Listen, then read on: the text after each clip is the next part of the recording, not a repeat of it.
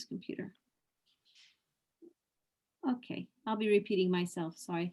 So this is Sprint Association's February presentation. We do Sprint, for those of you who are not aware, is an association of made up of nonprofit, well, it's a nonprofit association, Loi 1901, that is made up of professionals in the field. They could be teachers, learning specialists, psychologists, speech therapists, occupational therapists, behavioral therapists, variety of fields, art, movement. We all work independently, but we come together in this association to learn from each other, to also help families, large, English-speaking expatriate families who've come to Paris to find out about resources here, and also help them a little bit navigating the system, especially when they have children who have exceptional needs, special needs for education, whatnot. So one of the, as Sprint members, with many members, what we like to do is if you give us a call, we can help you out if you have a basic question about any type of therapy or services in Paris, or how to get about things. Now, we also have been doing several presentations throughout the year. Today's presentation is going to be brought to you by Jessica Lament, who is from the US, and she is an inclusion specialist. She has been working quite a bit with teachers and schools to help them with coaching, to learn about how to improve new strategies for inclusion in their schools. So today she'll be talking to us about exactly that. So without further ado, I'm going to introduce you to Jessica, and she'll tell you a lot more about herself and what she does and teach us about these strategies. Thank you. All right, so I'm just going to go ahead and share my screen so you can see some visuals here. Okay. I hope that's appeared for everybody there.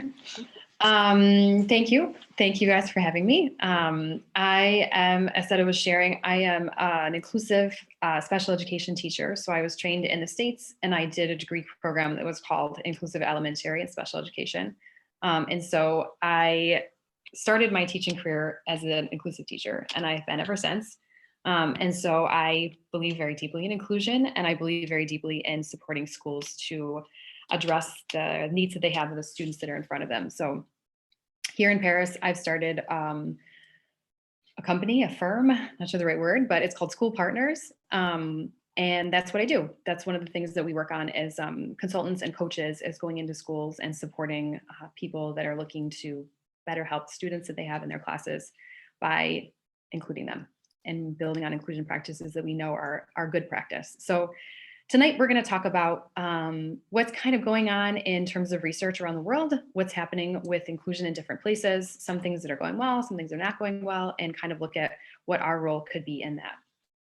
So just want to see if this is going to work. So when we talk about inclusion, I think this is a great graphic to have in our minds as we're thinking about it. The definition of inclusion is a little bit variable when you look at some of the research, which makes the research a little bit challenging to collect accurate information about what is happening in places in the world. When I'm talking about inclusion, I'm talking about that top graphic there. I'm talking about students being included completely in the school system. A lot of times what you'll see in research is that when people are talking about inclusion and you dig a little bit deeper into what it looks like in a school, we're actually talking about integration, which, as you can see, is a different kind of set of bubbles there.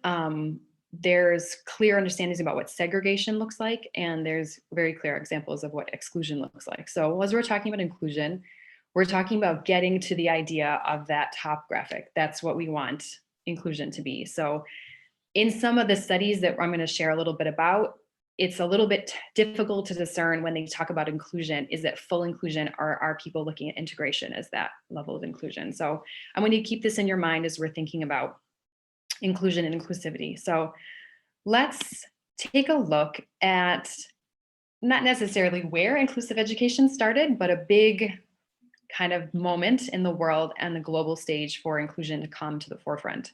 So June 94 in Salamanca, Spain, the World Conference on Special Needs was convened with 300 participants from 92 countries and 25 international organizations. Now, the aim of this was education for all.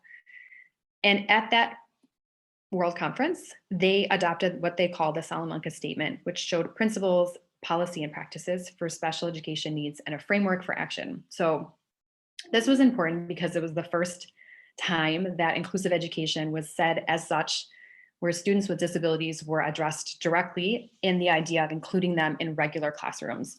And it was on the global stage. So this was a big moment. So what did the statement say? It talked about how students, regular schools with inclusive ethos are the most effective way to combat discriminatory attitudes, to create welcoming and inclusive communities, and achieve education for all. So basically it was asking governments, encouraging governments to be involved in how policy and law was adapted to allow students the right to be involved in regular education. So you'll see on the right there, these are some kind of the bullet points that they highlighted in this statement that they had all the member states sign on to, which was about giving policy priority, budgetary priority to include students, adopting a law or policy about enrolling students in regular schools, developing exchanges with countries that were experienced in inclusion, while establishing mechanisms that were involved with planning, monitoring, evaluating, facilitating the participation of parents and communities that could express more about what they needed in their planning and the decision making. It looked at investing greater effort in early identification, and it was talking about ensuring teacher education programs to address these needs. So this was 1994, and this was a pretty big step. And when you dig into a lot of education, inclusive education research, you see this is commented on. So they talked about why inclusion was justified, and they talked about it with three kind of reasonings in their minds. One was educational, one was social, and one was economic. And what they developed they have a very long policy paper if you want to read all the steps of what they're proposing. But in summary, that developing ways of teaching to respond to individual needs would benefit all children, which we know to be true. The changing attitudes to difference by educating children together is an important social justification, and the economic justification that it would be less costly to establish and maintain schools which educate all children together than to set up systems where children are segregated. So it might sound a little bit revolutionary because this was the first time that this was really expressly stated. And a lot of places are still not necessarily living up to this. And so it's interesting that this was over 25 years ago now, and it's still very relevant right now. So one of the pieces that I thought was really fascinating from it was that they were talking about how special needs education cannot advance in isolation, that it's calling for major reform to the ordinary school. So it wasn't about overhauling the system as it was about, and it still is about, imagining systems that could be and policies that would help that happen. And so it's interesting to consider how countries took this on, how different places in the world accepted this initiative that was signed by the member nations of the United Nations, and what did they do with it? So what's happened since then? What's interesting is that even though many of the nations signed onto it, that the laws in 25% of the countries that signed it are still providing education in separate settings. That about 10% of the countries mandate integration and only 17% mandate inclusion, even though that was identified as being an important part of education for all. We see that policies have shifted closer to inclusion. 5% of countries have policy provisions for education in separate settings, while 12% opt for integration and 38% for inclusion. But what's interesting and probably not all that surprising is, despite the good intentions enshrined in these policies and laws, governments do not always ensure implementation. So there's a big gap between what many countries write into policy and have as theoretical frameworks for their systems, and very little oversight on how that implementation might work, or decisions that are made so far away from education and from teachers are not actually thought through with the teachers in mind and how that would look. And this was from a report that was just released last year. So we're going to look at a few different things that have happened since 1994, since the Salamanca statement happened, and kind of what it means in some different countries and some of the pieces of research that we use to recognize this. So there have been great increases in inclusion. And there's a few studies, there's many, many studies that show this, but I just took a few snips of different things that I found to be interesting based on where they were in the world. So we know that students with disabilities are increasingly educated alongside their non-disabled peers throughout the world. That's true. We also saw in Brazil, for example, the enrollment in regular schools grew from 23% in 2003 to 81% in 2015. But what's interesting is looking at what the structures are in place to fully support those students. And again, because there's not always a direct definition of what inclusive education looks like in some of the research, it's hard to nail down exactly what settings the students are actually being educated in from the majority of the day. In the US, the majority of students in special education are spending 80% or more of their time in regular education classrooms. So that 80% mark is what you'll find a lot of the research is about. They'll determine that students are in an inclusive setting if they spend at least 80% with their mainstream peers. So that's a clear delineation that you can see when you're looking at comparing different kinds of education. So we saw in the Netherlands, for example, that students with different kinds of needs related to Down syndrome were included in mainstream classes, and that was greatly expanded through the early 2000s.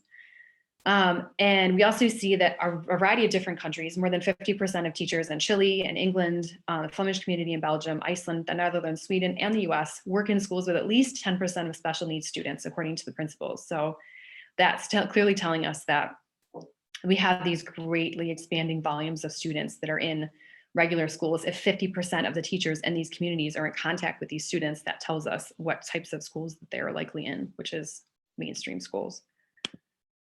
So if we look at the EU specifically, and if you're curious to know more, there's an incredible amount of information, data, and statistics through this European Agency on Special Education and Inclusive Education. They have profiles on all the EU countries with all this data on the numbers of students, the types of needs, where they're being educated. They have like all these metrics that they measure by. So if you're interested in more data, there's plenty more where this came from.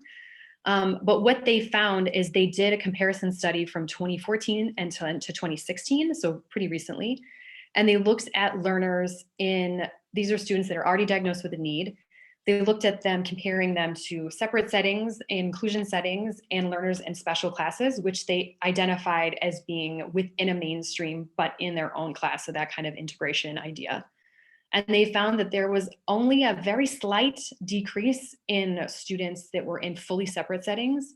And again, there was a very slight decrease in students in special classes, and there was an increase in inclusion. So we can see that this is just comparing data from 2014 to 2016, that there is a little bit of movement, but interestingly, the slight decreases, the researchers even said they couldn't determine if that was statistically significant enough to report on. So it tells you that there's still, there's a lot of room for improvement in terms of inclusion practices here in Europe.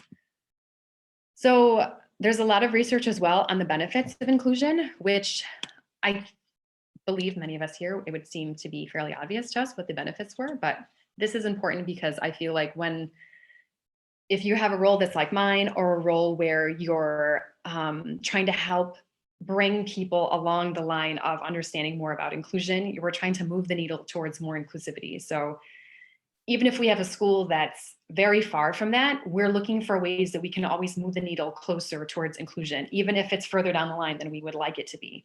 And so I find that it's important to know the benefits and be comfortable with this research, so that when we go into these settings, even though we know that it's useful to be able to explain it to other people, to be able to explain it to the professionals, when you're sitting in front of an administrator and you're talking about ways that they can support their school or a student that you're working with, that you have this information to go from. So again, there's a lot of information out there, and I can share more, if anyone has any further questions, but these are just a few examples of the benefits of inclusivity. So again, we're looking at a few different examples of places around the world.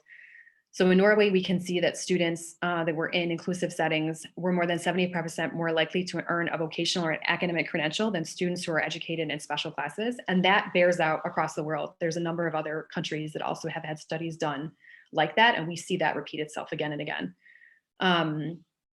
We see the social emotional side of this as well, which again is no surprise, but the study done in Canada looked at how students educated in mainstream inclusive settings were more accepted by their peers, they had better social behaviors, they were less lonely, and exhibited fewer behavior problems than children who were educated in self-contained classrooms.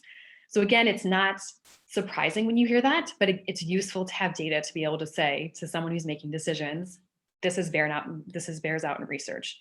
And we also know that it's not only a benefit to the students that are being included, it's a benefit to everyone. And so we've found in looking across, doing data reviews and reading through a number of different kind of aggregate studies that look through these different things across the world, they found that students show positive progress. Non-disabled students can show positive progress in a number of different areas. And there was one study done in the US that looked at 1,000 primary school students and found that they showed progress in mathematics, which was interesting to know that this is not only about, there's not only a social element, but again, not surprisingly, when teachers are using inclusive strategies, they're strategies that are best practice for everyone. So we know that that bears out in data that we'll see again later on, but that is also really important in how we're supporting all the students in the class. This was a study that I thought was interesting, and again, not surprising, but useful to have. Students with disabilities who spend more of their school day in inclusive settings earn higher scores on tests of language ability. So you can see there along the bottom, students that are included 80 to 100% of the day, students that are included a little bit less, only 40 to 79%, and students included 0 to 40%. So whether the student was a low income student or not a low income student, that didn't bear out enough in how powerful it was for them to be included in their throughout the day. So there are places that there was a very little change that happened post the Salamanca statement, post 1994. There were places, and again, this is not representative of everything. By no means is it to say that there's nothing good happening in these countries. It's just to say that we see there are places where inclusivity has made gains, and there are places where it has had much less progress. So this quote there on the left there, within Europe, for example, Cyprus, Lithuania, Malta, Norway, and Portugal educate more than 80% of students with disabilities in inclusive settings, while France, Germany, and Belgium continue to educate almost all students with disabilities in separate settings. Which I don't think many of us are surprised of hearing about in France, but it makes me want to know more about what is Cyprus, Lithuania, Malta, Norway, and Portugal doing. So I think that that's important information, again, to have, to know that even within the European Union, there's such a wide variety of how people are approaching this. So there's limited research in some of the other places that are noticed here. In India, looking at this other quote about less than 5% of teachers in schools with a large proportion of students with special needs in Georgia and Kazakhstan, Korea, Romania, the Russian Federation, Saudi Arabia, Shanghai, specifically in China and Vietnam. There's a lot less research there's a lot less data really in Northern Africa and in Western Asia. And so there's not clear pictures of some of the places of what all is going on, because there's not data that's being collected in a systematic way to be able to measure some of the education practices that are happening. And again, because inclusion doesn't always have the same definition, it makes it more challenging to gather information about. So that's important to bear in mind. We know here in France that there are differences between policies and implementation. So this is a school circular that went around in 2019 that was called For an Inclusive Education, and it complements the 2019 law and clarifies its implementation about how schools are to go about becoming more inclusive.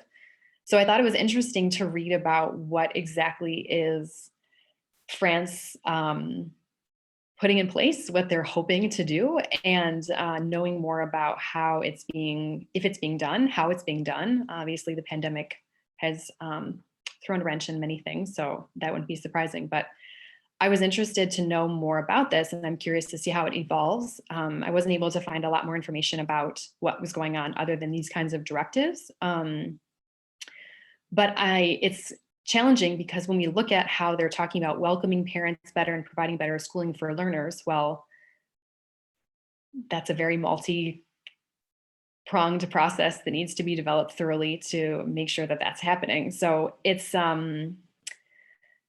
this is an example of how policy that is well-intentioned but is lacking teeth if it doesn't give us more information about how it's going to be implemented and what that looks like on a kind of a ground level.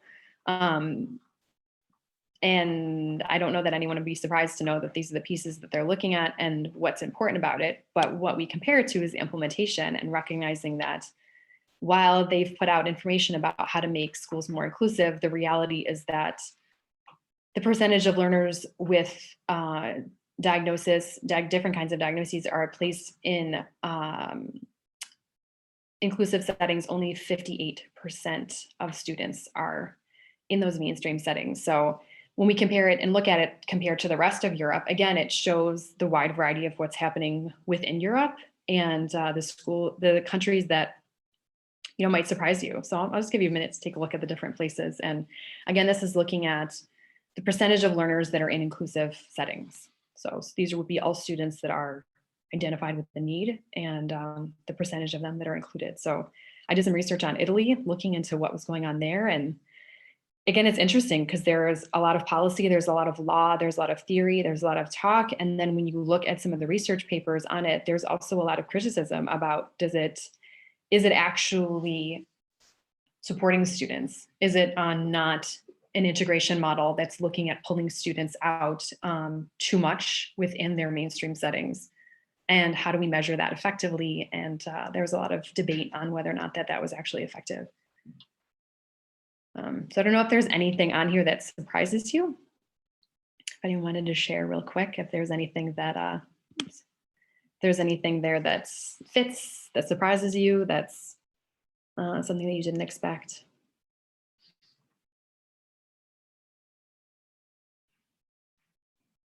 All right, we'll keep going. You can think on that one.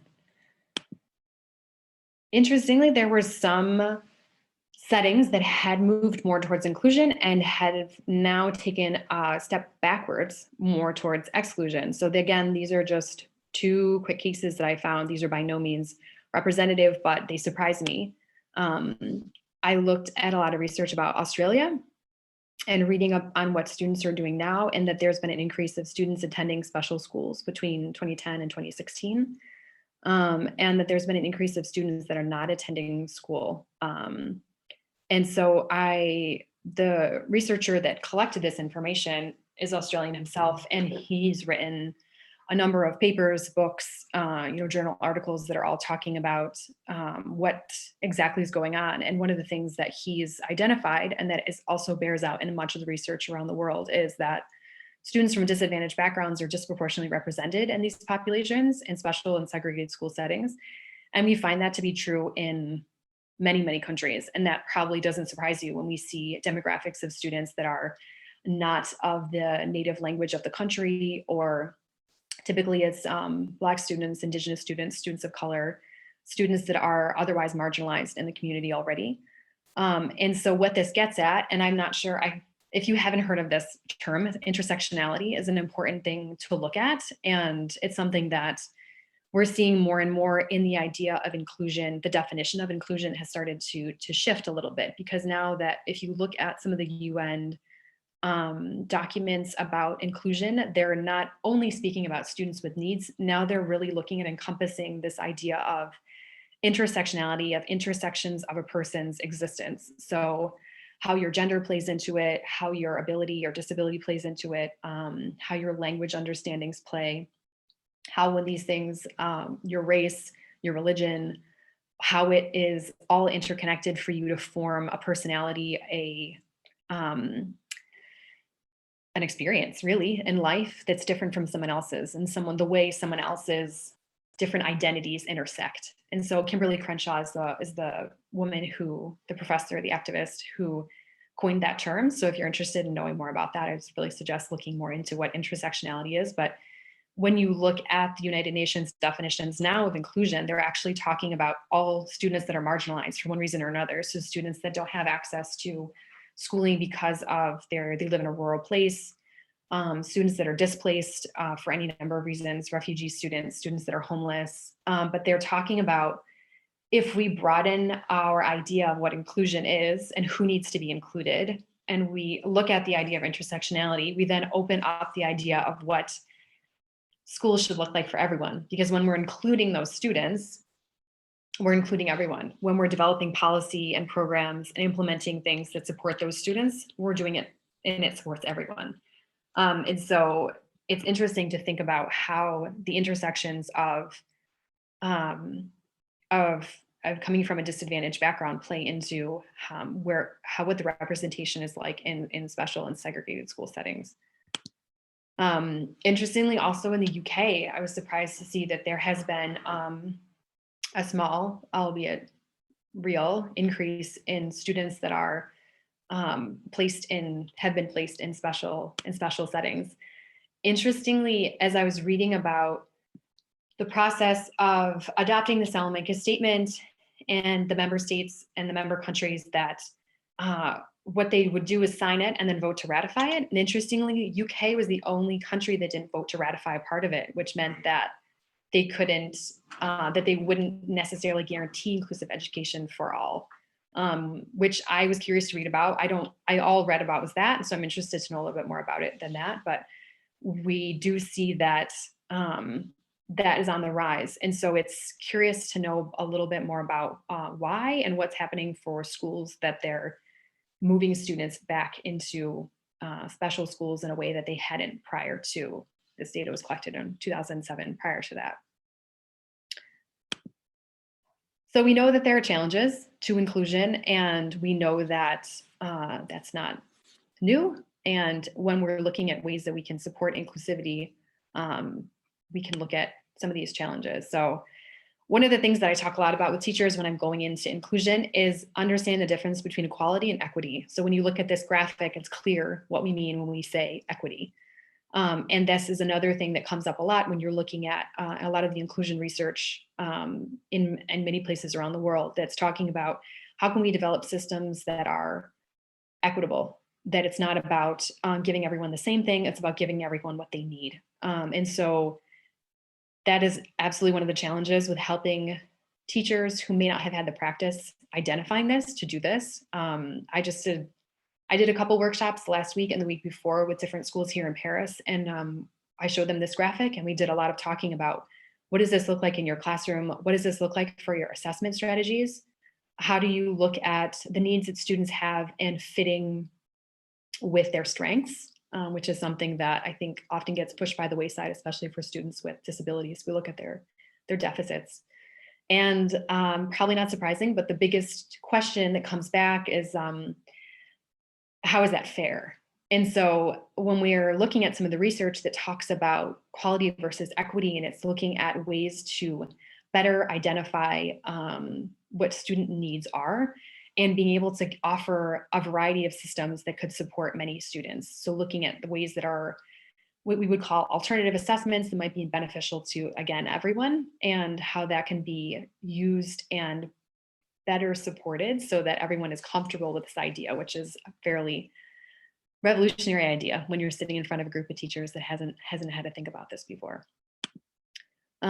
So when we sit back and think about what are some of the major barriers to inclusion, we probably would come up with these on our own. But again, this is what bears out in the research, that a lack of data is an issue, again, because sometimes some places in the world don't provide consistent surveys, consistent information with numbers that would be needed to assess what exactly is happening in school settings. Again, also because of the differences in definitions. I also read another study that was talking about how challenging it is to do randomized control samples of inclusive quality because it's not necessarily quantifiable. And so some of the researchers that are looking for ways to figure out how to measure that often come back with new research questions rather than answers to the questions that they had before. So the lack of data is challenging in that we're looking for specifics. We're looking for reasons why places are able to do better inclusion than others and what that really looks like on the ground level. One of the things we do know is that universally designed systems are the best way to make sure that everyone is included, but it's a challenge to address because obviously not many systems are designed like that. And I couldn't find a good example of a place that was had gone beyond the policy thinking on that. Again, there's many countries that have policy statements, that have laws that have clearly thought through, that have significant amounts of paperwork behind it, but that the implementation of it is years behind in many cases. Funding is obviously an issue. Again, if it comes to how schools are putting money into what they're supporting, and if teachers aren't getting the education that they need to be able to do this, then that's obviously an issue. And the funding piece is usually, as many of us already know, is used as kind of an easy out to say that we don't have the funding, we don't have the resources to make sure that students are getting these different needs in our school. So we're going to ask them to go somewhere else. And when we think back to what the Salamanca statement was telling of governments they needed to do, was that if we were able to streamline the system into one system that best supported all students, it would eventually be more beneficial in an economic sense than having multiple systems that were running parallel to each other. But because that would require a lot of macro level planning and making it happen at all the different levels of government, it seems to have continues to be a barrier rather than something that people are willing to rethink and come back to. And we also see that a major barrier to inclusion is lack of teacher training. So 25% of teachers in 48 different school system or education systems reported a high need for professional development on teaching students with special needs. And I would guess the number is actually probably much higher than that if we looked at a bigger sample size of teachers. But that's something that does bear out in a lot of the data, is teachers talking about their lack of training. So I read some different studies that were talking about teacher training, and they divided it into the initial training, the original certification or education program that a teacher was going into, that they were looking at pre-service training. So that kind of student teaching included the setting that you went into just before you entered your own kind of classroom setting by yourself for the first time, and then the ongoing professional development piece. And so there's whole work papers that have been done about the different needs of teachers at the different levels and how that needs to be implemented within a system. But we did notice, and the studies have, again, bear this out, there's a study in South Africa that talked about once teachers received training, they were more positive about including students with different kinds of needs in their classrooms. So we know that when teachers get training, their positive attitudes increase and inclusion is happening once that happens. Again, another study in Uganda showed that as well. It doesn't sound revolutionary to think about, but when you're sitting in front of teachers and talking them through and watching their understanding grow and their confidence grow, you know that this is really meaningful. And this is an important thing to recognize when we're thinking about where we can put our energy and where we can put our expertise in terms of supporting inclusion. So further to the idea that when teachers are trained in inclusive practices, it's beneficial to all students. So I thought this was really fascinating that teachers who work in inclusive classrooms report fewer problems with student behavior and disruptions than teachers in classrooms without students with special needs. So this is an OECD report that talked about the priority schools need to give to professional development in terms of supporting inclusive classroom instruction, and that it was beneficial to all students, which we saw in the data that I shared a little bit ago, that we know that it's useful for everyone to have access to inclusion, and that the strategies that teachers need to develop are useful to everyone. When we think about the ways that teachers can access sharing knowledge, when we talk about ways that teachers can assess what a student knows. And I was just coaching a teacher last week on how she can better adapt lesson planning and content for a student that has dyslexia. And when I was talking with her about it, and she was like, oh, actually, this would be useful for all my students that are working on learning English as a second language or a third language or a fourth language. And so when she realized that, she was then more willing to put in the work to make sure that the student was being included fully, and found out that it had benefits to all the students in her class. And then those teachers with positive attitudes towards inclusion are more likely to collaborate with their colleagues in positive ways to support inclusion, classroom management skills in general. So it kind of has a ripple effect. And if we can get to teachers, if we can get to supporting teachers in their training or in their understanding of it, then we see that their confidence grows and has impacts not only on student learning, but on everyone that's around them. So to me, I felt like, as I was reading a lot of the research about it, that this is a way that I know that I can have an impact on what I'm doing. And I felt like it was something that some of you might be able to feel like that's another way that you could be connected to expanding the idea of inclusion. There's been report studies that have compiled information about profiles of inclusive teachers and really looking at what the core values are of those teachers that work in inclusion and the areas of competence that they need to develop in order to be really strong inclusion teachers. And so we see this idea of valuing diversity, looking at learner differences as a resource and an asset to education. The competence areas that includes, which is around concepts of inclusion and concepts of inclusive education. Supporting all learners, that teachers have high expectations for all learners' achievements, and promoting an effective teacher approaches in classes. And this is again where, I've spoken with some of you that are advocating for students that you see on a one-to-one basis. And when you go into the school to be able to talk with teachers, or when you go into maybe an IEP meeting or an assessment meeting, that a lot of you already have this practice in place of looking at how teachers can recognize and keep high expectations for the students that you support, and kind of how you can collate a profile of them that helps push forward effective practices to use with that student.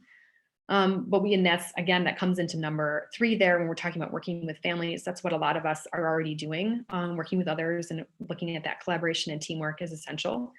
And the continuing personal and professional development is an important part of teaching as a learning activity, which is relevant to any teacher. But looking at the idea of being reflective practitioners and thinking about how ongoing professional development is so important for all of us, and especially when we're looking at making schools, developing them to be more inclusive. So coming back around to Salamanca statement, it's been 25 years and they released a new write-up, essentially, which is interesting to read if you wanted to know a little bit more about it. But the main idea, what they looked at was trends, which I've shared a bunch with you about already, and they looked at some statistics and information about how there's wide variability in the world, in all the member countries that signed to ratify the Salamanca Statement on inclusion, that there has been movement towards inclusion, and there has been a lot of policies that have been adopted, laws written into effect, but that the implementation is still not completely there. And so what the Salamanca Statement 25 years on has recommended and said moving forward is to establish that clear definition of what is meant by inclusion and equity in education, and having some of the conversations that I shared very briefly with you about what it means to make sure that our education systems are equitable. And when we go to action number 2, thinking about evidence that identifies those barriers to participation and progress. And as I said, they really look at all the different ways that students are marginalized for a number of reasons. They look at the LGBTQ population in the world and how they're often pushed to the side in education systems. They look at girls and what that impact that can have in certain cultures, being female and their access to education. Minority groups related to religion, related to language. And it's, to be honest, it's a little bit overwhelming to look at all the statistics of all the reasons why there's so many millions of children that are not getting the education that they need, or might not even be in school at all. And so they're, like we were saying, the big idea of inclusion and equity is much broader than what the original Salamanca Statement might have been directed at, but it's ensuring that teachers are supporting, promoting that idea, designing the curriculum and assessment procedures with all learners in mind, which is a much easier said than done, as many of us have probably witnessed in schools that have curriculum where it seems like it's mandated to the point that there's no way to discuss how that could be adapted or modified. And the structure and management of education systems in ways that engages all learners, which is, again, a huge undertaking. So these are not small things. None of this is going to be easy to be working towards, but involving the communities in the development and implementation of the policies that promote inclusion and equity is something that some places already have happening, and that we can see systems that are in place to be able to share information, input information. But this is big. These are big actions. These is big ways to move forward. And so when I look at this and I think about where do we go, what's the next step, these feel almost insurmountable to be able to think about what systems might look like and how we can affect real change. So I was looking at the way that all the different levels play into each other, and the macro level, which it feels like a lot of the action steps are at the macro level of law, policy, and culture, and how do you affect change that's big enough to make a difference and yet possible to do.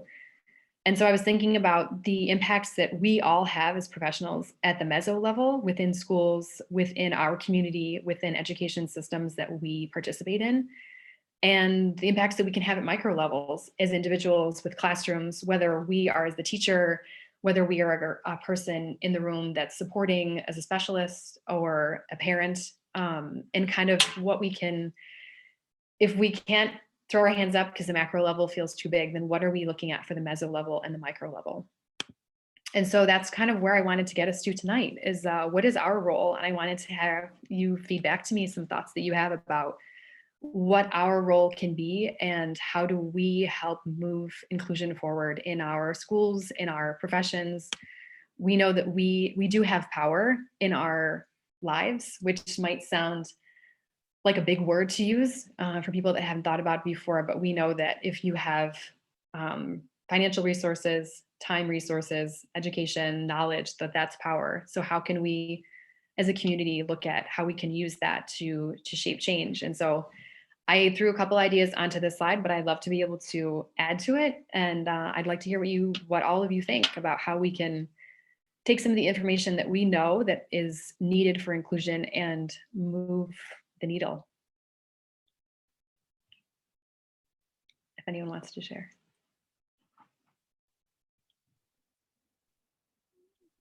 For anyone who wants to share, please go ahead and unmute yourself and join in.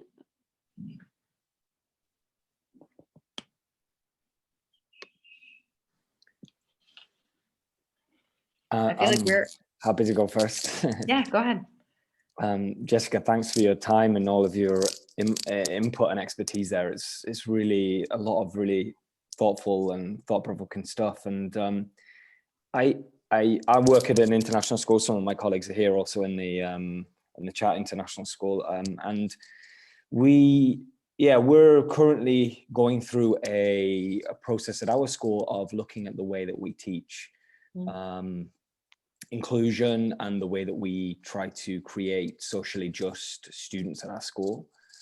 So that's kind of one approach I think our school is trying to employ, but I think at the same time, we hope that there's going to be this period is going to be a period also of looking at policy and looking at the systematic approach as well. So we're doing it as a kind of a teacher, on a professional development level, but hopefully that at the same time the school is going to be looking at their, as I say, their policies, their access in terms of the way that information is given to students, the access to buildings, to resources, all of that kind of stuff as well. So like your kind of final image there of the micro, the macro, and the meso, I think that's a really important approach, and trying to take that simultaneously at the same time is going to create a lot of momentum.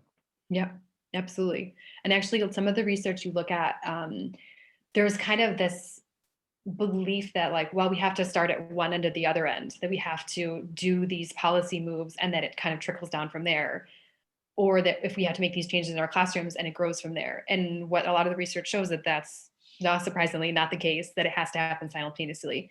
And the challenge comes when the policy pieces are put in place without there being adequate support on that micro level to make them real and happening in the real situation.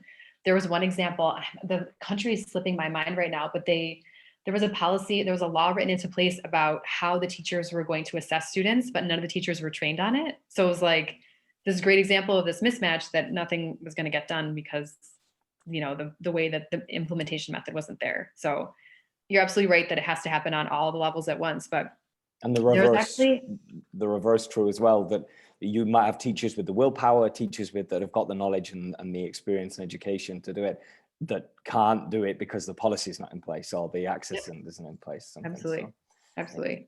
There's actually a lot of great resources to familiarize yourselves with that the United Nations has put out, that the European Union or the European Agency on Special Education and Inclusion has put out, that's about kind of guidelines for teachers. There's policy like handbooks and frameworks.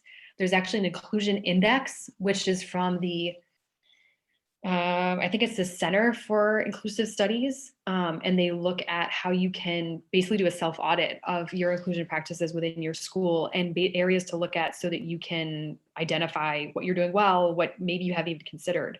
So they have connected the Salamanca statement and some of the other work groups that UNESCO has. They have a lot of frameworks. So I would look into that as don't reinvent the wheel. It's out there. And there's plenty of toolkits as well about teachers and how that can look at different levels. But those might all be very useful to you guys as you're embarking on that journey. Great, thank you. Yeah, I'm glad you're here. That's fantastic. That's really wonderful to hear. I'm really glad to hear that you're going at that as a school and approaching it as a community. That's a big step. I identify with this not just as an educator, but as a parent of a child with autism, and I teach as well at the same school as Carl. I'm also Scottish, and I was really surprised to see that we were right up there with the inclusion levels. And yeah, this brings me to my next point. I think that when I left Scotland, I was teaching in the national system, and that there was a lot of pressure on teachers to understand a lot of things all at once. In terms of including kids with different abilities in their classrooms. And I think flipping the way of thinking about it could be crucial in terms of empowering teachers. I mean, I think that like a lot of some of my most like competent and creative colleagues, I've had conversations with them saying to me, but I just don't know how I can, like, how can I do this? How can I deliver that curriculum to that kid? And then water it down, right? You know, you're like, well, hold on, you're like one of the strongest teachers I know, you know. I think a lot of it comes down to empowering people to understand that, like, you know, you can do this.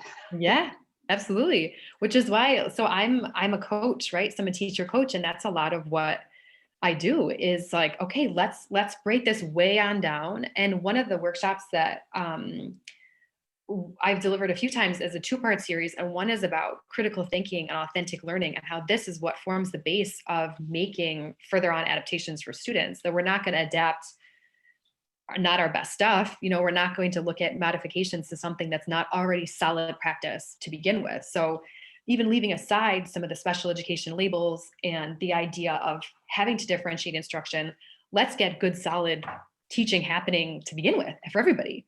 So when we're looking at critical thinking and we're looking at authentic learning and how do we connect for students in a meaningful way, suddenly you have already elevated the level of learning for most of the students in the class, and you might actually need to do less adaptations because it's already quality learning.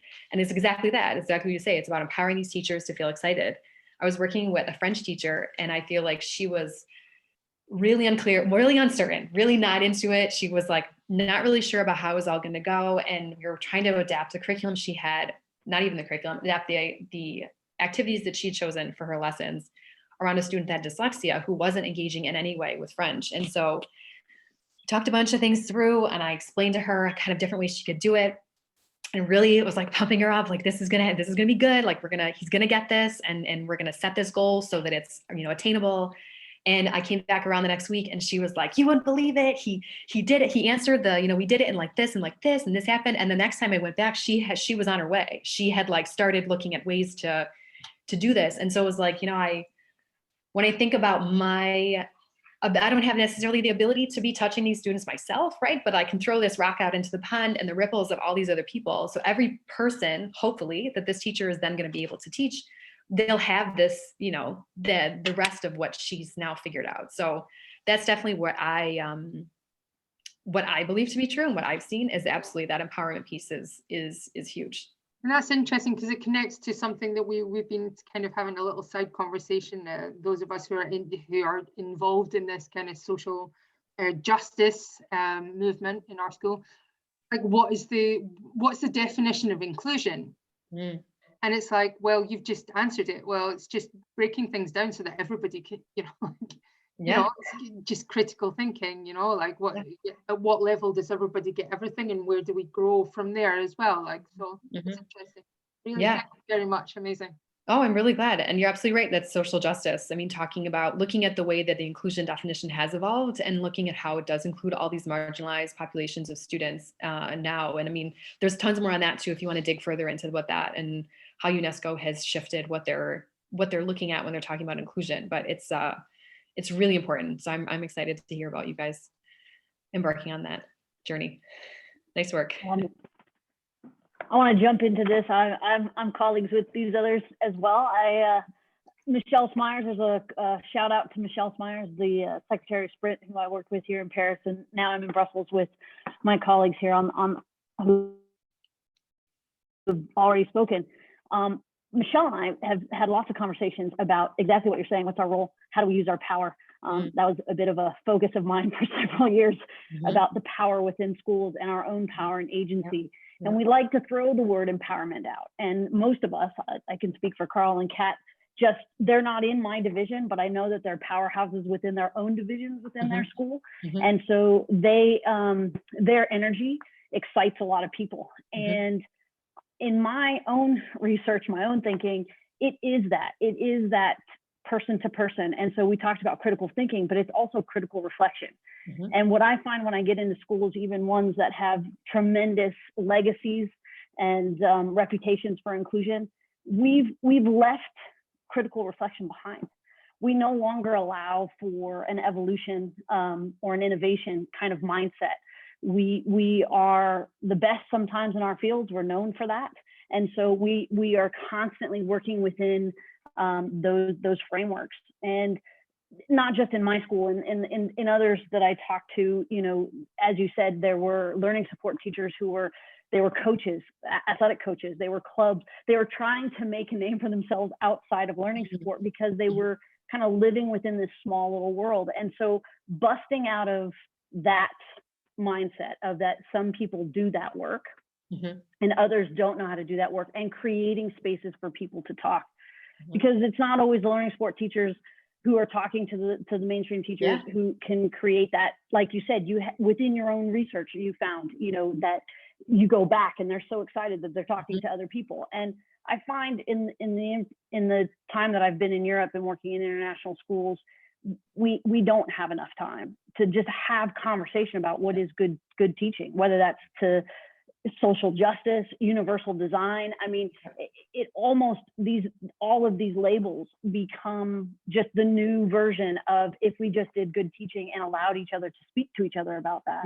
Empowerment and agency goes up. You said it yourself that, you know, when they're trained, well, training is essentially conversation and critical reflection. And so, you know, just creating space for that. So I appreciate your message here tonight, and thanks everybody for showing up, because it feels good to be able to have this conversation. Yeah, that's wonderful. That's really wonderful to hear. I'm really glad to hear that for all of you. That's exciting. Was there anyone else who wanted to share a little bit about their role and how they're using their power to move the needle on inclusion? There's one question, Jessica, from Erin Marsh that's on the chat. Okay. And I'm not sure, it was earlier on in your presentation. So she's meaning about, does that term now, I think she meant intersectionality, but I'm not sure. Does that term now also include high ability learners who may not be currently catered for, or twice exceptional learners? And she meant the term inclusion, of course, clarified. So does that term inclusion now also include high ability learners who may not be currently catered for, or the twice exceptional learners?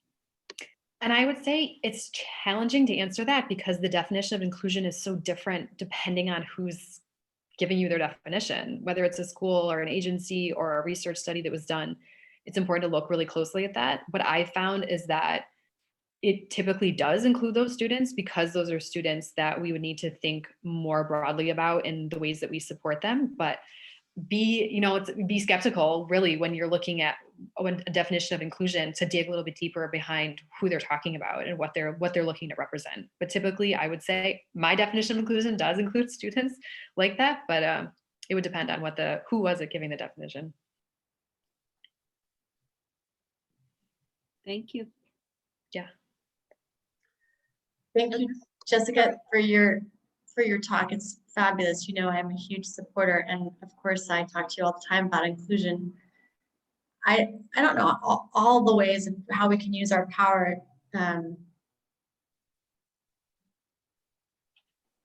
change our systems, our teachers, our schools, our businesses. But one thing I do as a speech pathologist, I have to tell you, in my personal life and in my professional life, I just talk. I talk about that specific thing several times a week. Mhm. I talk about it with different groups of friends, French, Anglophone. I talk about various professionals that I'm working with. I talk about it all the time to the parents whom I serve. I talked with various teachers. I talk with it at Sprint. I talk about it at church. I mean, any, coffee with girlfriends, I talk about it. And it's just such a huge thing, as you know, for me personally, that we talk about this subject more. And this is the way we make the change. That's personally, and then we stand up, and we just have to stand up when we see things that aren't correct or going on, that we know that children are being excluded, or people have to take a stand. And I think that is sometimes really hard, because we don't want to lose our job, or we don't want to step on somebody's shoes or hurt somebody's feelings. But I think that's my strategy, is to talk, to stand up. And it's hard, but yeah. And I think it sounds simple, right? To be able to say that that's what we should do. But I think that that's a great way to use the power that we have in our roles and our knowledge and our expertise, and the people that come to us and trust us and seek out opinions. That's power. And I feel like that's an important thing to recognize, and to use as a platform, to be able to say, this is important to me, and let me tell you why. You're right. Nothing changes without conversation, whether it's happening at collaborative planning sessions or over coffee, or, that's the only way we'll be able to move the needle forward, is by people thinking about things that they may never have thought about before. So you're absolutely right. And also to know the laws, right? Yes. To know the laws, and to know that even though it doesn't look like it's happening, that their law is there to stand behind, and that we can use that to be able to say, this needs to happen, and I'm here to make that happen. I think one way of say using power, if you like, and it's to do, it connects up with what everyone's been saying about talking. And I've mentioned this before in the context of Sprint, that I think encouraging schools to actually write an inclusive practice policy, because that's what we're talking about. It's inclusive practice comes from inclusive thinking, for sure. But to develop inclusive practice at a whole school level, which filters down to the classroom, to the individuals, is quite a long-term process. It doesn't happen overnight. And I think if we can get schools thinking about it, I know you mentioned, there are useful tools like the Index for Inclusion, the aim scoping. That is very useful for schools who want to look at their practice. But schools who are committed to it, who recognize that they're in it for the long term, that it is a process to write a policy, really. And it needs to be done through conversation. It needs, in a way, the wheel does need to be invented in each school, because it's only by doing that and engaging in that process and thinking about it that you can get people on board with policy, but also thinking, well, how far can we go with this at the moment? And then you review it every few years and move on. That's, I think, something that you could add to your list. How can we shape change? Well, yes, it takes time. Yes, it does. It does. And I think you're so right in thinking about that it's not only a policy, that it's about those practices. Because as we saw in the research, that there's such a wide gap between policy and law that's written that sounds and looks really good, and then implementation pieces are missing. So it's not done. But that's why if you do it in each school, and they write a policy, and then they come back and review it and say, well, how are we doing? Are we actually doing this? If not, why not? What has to change? And so yeah, absolutely. That's a great one. Is there anyone else that wanted to share? Yes, this is Maria Lair again from ISP. I just wanted to say that a lot of it also has to do with receiving support from the administration. So if we can sell that pitch to the admin, the the higher ups, and have that support from their side and seeing and making things happen, then I think it's a lot easier for us to implement inclusion policies. Currently at ISP, we are thinking about how to make a bigger and wider inclusion policy than what we currently have, because we realize, okay, we have a learning support policy, but we need something bigger for everybody. And that's only come about because the leadership teams are realizing, okay, this is how we're going to do it, supporting from above. Yeah, yeah.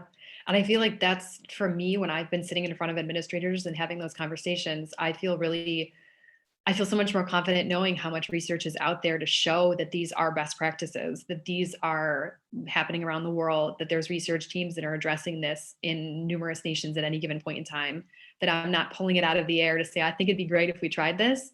And so I hope that coming away from this, if there's anyone that needed this information to be able to have those conversations with administrators, you have a little bit more to go on. It couldn't have come at a more perfect time, so thank you. Oh, I'm so glad to hear that. Great. Well, there's, like I said, there's heaps more out there. I like sifted through so much to streamline it way down. So if there's more information that you're looking for specifically, maybe I've read something that I can direct you in the direction of something that's useful to you. So let me know if there's any questions, anything else that people are wondering about. Great, thank you. Yeah, thank you. Was there anyone else that wanted to share real quickly before we just finish up here? Yes, Jessica, me. Yeah. Christy. I came from Beirut, and in Beirut we did inclusion system, and I worked with UNICEF. And there, I learned that we must be a team because it's a system. It's like we are a team of psychologists, speech therapists, psychomotor therapists, and special educators. And we were like initiating the inclusion system in every school. So it was like a team for like 2 months. We go there and then we explain and we do formation and so much ideas, and we do some pull-out sessions also for the kids. So to reinforce the system and everything. And first of all the teachers were what's happening and what's new for us and everything. And then when they saw the difference after 2-3 months, that really the kids are learning more and really seeing a very huge difference, and they knew how it's important for the inclusion. So for me, it's important. I don't know, I came from another experience, so I don't know here in Paris how it really works, but I know when there is a team and with the administration, like Maria, I think, talk about it, it's very important to collaborate, all of us. And then it's a system that we cannot go out from it. So they need to work on it. And if they have questions and everything, they come to us. So it's like we implant ourselves in every school. And I think it's a very good strategy because we did in all the public school in Beirut. So it was very, very new for all of them. And when we gave them 3 or 4 months, and all the team was every day there, and it worked successfully. And little by little, we went out, and we only go like to check up on them in a bit, and it's very good. Yeah. So I don't know if it's an idea or or I don't know. Yeah, it's a great model. And actually, thank you for saying that, because there is research that shows that schools, systems that are supporting students in inclusive ways are doing exactly that, that it's teams of specialists that are coming in to support schools. From the research that I read, it seemed like they were more permanently in the schools. But obviously, if it's a model where you can get to more schools that way, that would be useful. But that was one of the common elements among some of the places that were having higher rates of inclusivity, was around that idea of having more access to specialists more regularly within school systems, so we're part of a team. So yes, there's no doubt that that's powerful. So that's great that you had that experience. And we can share more because I am with Sprint and everything. So I think I have so much ideas, so we can talk about it. Yeah, absolutely. Absolutely. I love that. Well, I want to finish up because it is just after 9 o'clock now, and I know people have to get on with things, but I wanted to leave you with this idea that while it's a lot to consider how we can make big changes in the world at any given time. You have to act as if it were possible to radically transform the world, and you have to do it all the time. And so I want to challenge you to look at how we can radically transform our world. And I want you to give you courage that we need to be doing it all the time. So I'm glad you all were here. Thank you very much. I'm more than happy to share ideas over email, although I don't think I included on that, which is not very helpful. But that's my website, a little bit more about what School Partners does, what kind of workshops we offer, how we do coaching, and all the things we can work with to make schools as inclusive as possible. So if you have any questions at all, I can just pop my email in the chat just in case anyone wanted that. And thank you all for listening. Thank you, Jessica. Thank you, This is Jessica. excellent. Very important. You have a couple of questions in chat for everyone, just to everyone to know that this presentation is recorded and it will be placed on the Sprint France Association's YouTube page. So we'll put a link to that on our Facebook post as well. So for anyone who knows about us through, either knows our friends through Facebook or through, is in our somehow on our mailing list of some sort, we do have a YouTube page as well. So this recording will be on there. So you can watch, rewatch, share, which is a key term, share it so that more people will watch this and get ideas, get inspired, get feisty, and, you know, hopefully we'll make more change. I don't know. I think we have a couple of minutes for if someone wants. I think there was one question in particular, which was, have you noticed a significant trend of exclusion during COVID in the institutions you work with? That's a great question. I haven't in the schools that I've been working with, because they haven't been doing remote learning. It's been pretty much face-to-face, but the research that I've read is there's been extreme exclusion. That most schools struggled so much to have a policy at all about remote learning that students with needs, there's not even any consideration for how to address needs. And then thinking about that broader idea of inclusivity and students that don't have access and, you know, technology issues and Wi-Fi and who's around, that there's been like major exclusion throughout the COVID pandemic. And some of the research that will remain to be seen is the impact that will have on those students in the coming years. And not surprisingly, will likely be negative. So that's one of the many challenges that people are looking to address right now. But yes, there's been big trends towards exclusion throughout. And Jessica, in nothing in schools that are still in person, still doing in-person learning, on exclusion due to shielding or anything like that has happened? I haven't seen anything directly around that that's necessarily related to COVID itself. I think the remote piece is the piece that really seems to be messing with that, but I haven't seen it as much in schools that have been able to stay face-to-face. Thank you. Are there any other questions? I think that's it. Thank you again, Jessica, for this wonderful presentation. So I'll be mindful of time and close up this presentation today. And remind everyone that we do these kind of regularly, so keep an eye out for the next one. I think might be April, another public one. And that's it. Have a good evening. Thank you. Thank you, everybody. Thank you. Thank you.